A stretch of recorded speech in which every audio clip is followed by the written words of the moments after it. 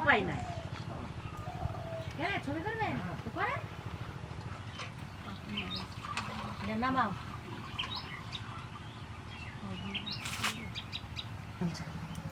দুধ এমনি গরম গরম খাবে। আচ্ছা ঠিক আছে, গরম দুধ। আমি এই সাধুর গানই ভালোবাসি বেশি। সাধুর গান, এই যে দেহতত্ত্ব গান, এই গান পালা গান, একটা গান গাইছে, ওর পরে ওই গানটার পরে কি উত্তর হবে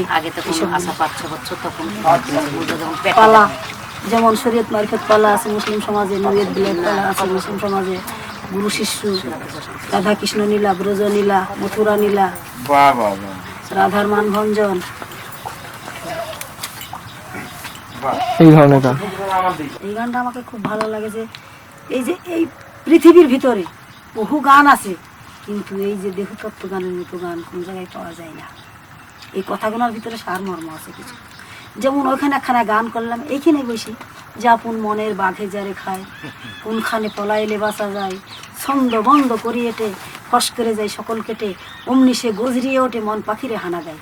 যেমন 6 রিপু 10 ইন্দ্রিয়, যেমন মা বাবার 4, মায়ের 4, 8, আর ভগবানের দেওয়া 10, তাহলে 18 সিজ। 18 সিজ আমার এই দেহটা।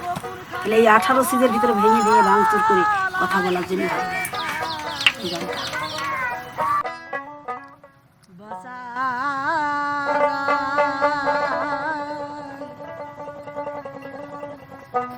আপন মনের বাঘে যারে ও আপন মনের বাঘে যারে খাই, ওরে দয়ালি ছন্দ বন্ধ করিয়েটে ফস করে যায় আমার সকল কেটে। ওগো ছন্দ বন্ধ করিয়েটে ফস করে যায় সকল কেটে, সে যে অমনি সে গোজ রিয়ে ওঠে মনে পাখিরে হানা,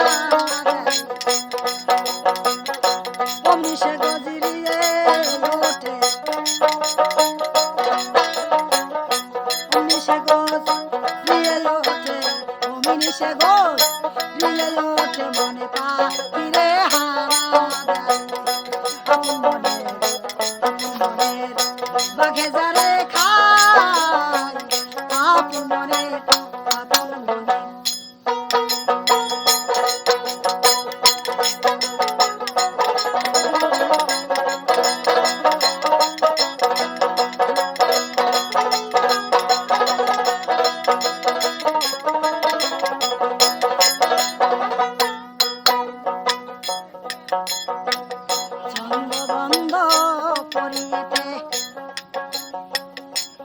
করে যাই সকল কেটে, আমি ছন্দ বন্ধ করিয়েটে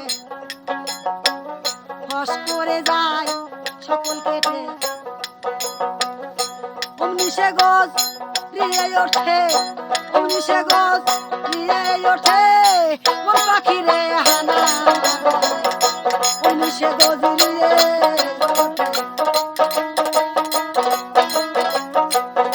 সে গোজ রিয়ে ওঠে মন পাখিরে হানা দেয়, আপন মনে বাঘে যারে খায়, আপন মনে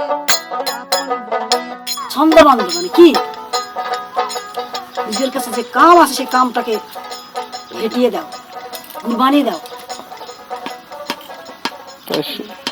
এই যে গানটা গাইছেন, এটা কি আপনি নিজের জীবনেও চর্চা করেন? নিজের জীবনে চর্চা করি, বইয়ে থেকে শিখেছি। আর নিজের চর্চা না করলে হবে কেন? গুরু ধরে না শিখতে পাওয়া যাবে না। তা আপনি গুরু ধরে শিখেছেন? অবশ্যই, গুরু না থাকলে হয়। গুরু আপনার নিরঞ্জন শাহ? না, অফজল শাহ। কোথায় বাড়ি? বাংলাদেশ। তিনি আপনি সাধন গুরু? সাধন। আর নিরঞ্জন শাহ হচ্ছে আপনার গানের গুরু? আমার গুরুদেব বলেছিল, মা আন কথা জেনে কানে দিও না, খালি এ জীবনও হারাবে তোমার, ও সবই সব চলে যাবে। আমি আন কথায় কান দিই না, তাই আমি এত দূর ভর্তি করেছি। গান গেয়ে খাই, জীবন তো গান করে খেয়ে জীবন 16-17 বছর বয়সে। লালনের গানে সব কিছু সারমর্ম আছে। যেমন আমাদের মুসলমান সমাজ থেকে মোহাম্মদ নবী মিরাজ করতে গিয়েছিলেন আল্লাহর সাথে। তো মিরাজে যেই 90,000 কথা হয়েছিল, 90,000 কথার ভিতরে 90,000 কালাম, তো 30,000 আমাদের এই সাধারণ মানুষকে পড়তে দিয়েছে, পড়ে কোরআন পড়ে। আর এই যে 60,000 মানুষের ভিতরে আছে, এই 365টা জোড়া, এই সব কোরআনের আয়াত দিয়ে তৈরি করা আছে। আমার একা না, আপনার ভিতরেও আছে। আপনারও যতগুলো গীতাতে আয়াত আছে সবই গীতা দিয়ে তৈরি করা আছে। ওটা ওইগুলোই ভাঙচুর করে আমাকে ভালো লাগে, ওইগুলোই ভালো লাগে আমাকে সত্যি। খুব দারুণ কথা। মিরাজ মানে সাক্ষাৎ করা। তাই বলেছে লালন বলেছে, ধরো চোর হাওয়ার ঘরে ফাঁদ পেতে, সে কি সামান্য চূড়া ধরবি কোনা কাঞ্চিতে, চোর ধরে রাখবি যদি হিতগারদ দা করগা খাটি। হিতগারদ খাটি করতে বলেছে যে আমাকে নিজকে নিজ চিনতে হবে। এই যে 21,600 বার আসা যাওয়া করছে আপনার ভেতর দিয়ে আমার ভেতর দিয়ে, ওইটাকেই সাধতে বলেছে। মুরাকাবা মুশাহেদা আগে ওকে নিয়ে সাধন করতে হবে। ধরো চোর হাওয়ার ঘরে ফাঁদ পেতে, তাহলে ঈশ্বরের সঙ্গে, ভগবানের সঙ্গে, ঈশ্বরের সঙ্গে অবশ্যই সাক্ষাৎ করা যাবে। এগুলো তো সব সাধনার কথা। সাধনা, এই সাধনার পথে আপনি আছেন? অবশ্যই থাকি, কিছু গান করতে যাই, অনেক ভুলেও যায়, শরীর হয়ে যায়, সব কিছু থাকে না। স্থূল পবিত্র সাধক সিদ্ধ, সিদ্ধ দেশের কথা। সিদ্ধ দেশের মানে একটা সিদ্ধ গাছের ফল পুতলে পারে কি সেটা গাছ হবে বাবা? আর হবে না, কিন্তু সেই জায়গায় আর হয় না, শেষ। গানের চর্চা বাড়িতে একবারও করি না। একবারও করেন না? তা আপনার কোনো অসুবিধা হয় না? কোনো একেবারে অসুবিধা হয় না। আমি যাহা গানে উঠবো আমাকে সরাসরি ঈশ্বর দেয়। অল্প পুঁজির দোকান আমার, অল্প পুঁজির দোকান আমার, অল্প পুঁজির দোকান আমার, লোকে বলে গুরু কিছু দেও গো আমায়, দোকান গুরু কিছু দেও গো আমায়, দোকান।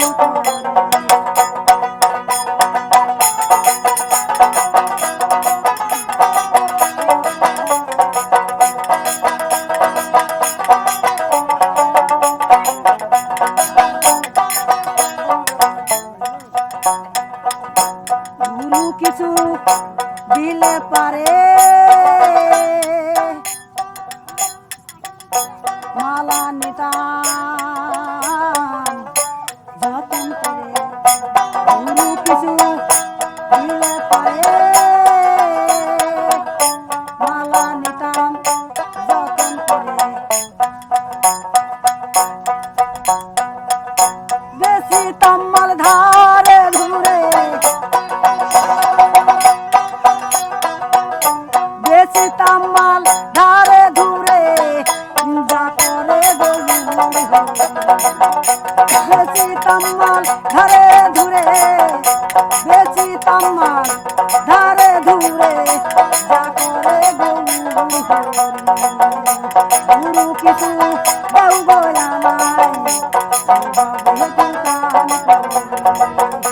গুরু কিছু দেও গো আমায়, দোকান।